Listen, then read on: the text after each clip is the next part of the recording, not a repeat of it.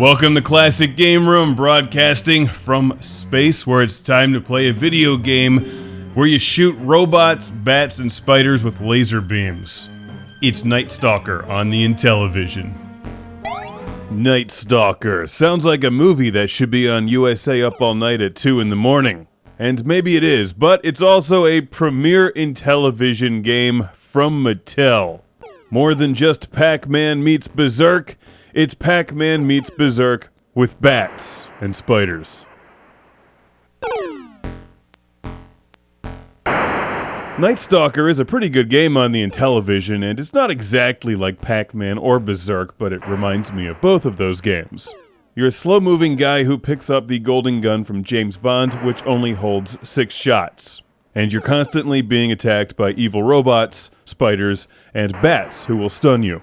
Now, it's not an arcade game, so it starts off much slower than Pac-Man or Berzerk, giving you some time to rack up points early.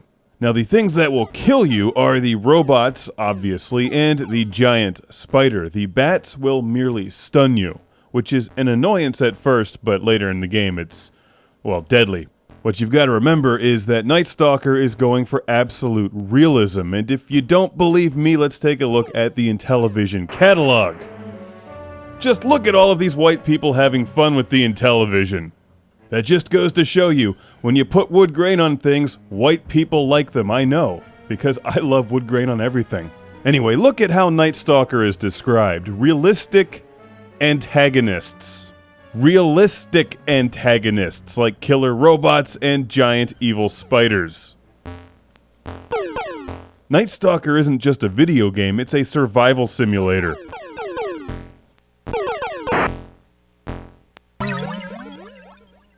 Oh no, the robot shot me in the back. Now there's more than just one robot in the game because it's realistic. There's multiple robots.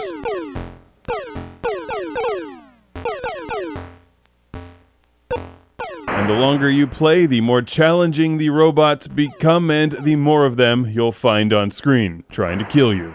Night Stalker is actually a very slow game compared to a lot of other games like this from the early 80s. And you'll start off playing the game thinking, man, these enemies are just slow and easy to kill, but wait till you run out of ammo. Because then you've got to go and pick up your gun unarmed somewhere in the maze. And it's not a modern game, you can't just sneak up behind enemies and stealth kill them, because they're robots. That would be unrealistic. Sometimes you'll get lucky and the gun is somewhere that it's easy to get, other times you're screwed. You can hide from them in that little cage or whatever in the middle of the screen.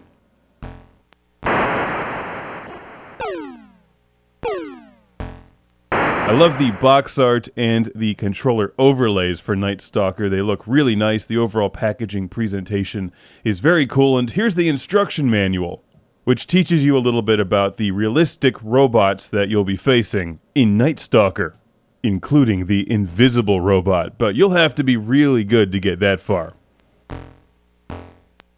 While it may seem slow compared to Pac-Man or some games, you don't have power pellets, just a slow-firing gun with limited ammo.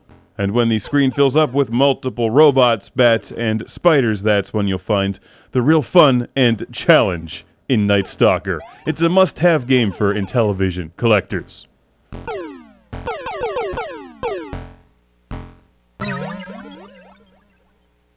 I tried to outsmart the laser bullet, didn't work. This game is really easy to find online, affordable, and Night Stalker is also in the excellent Intellivision Lives collection I reviewed a while ago for the PlayStation 2. If you're going to buy the game from eBay, make sure to buy it through the ClassicGameRoom.com site, because it's the right thing to do.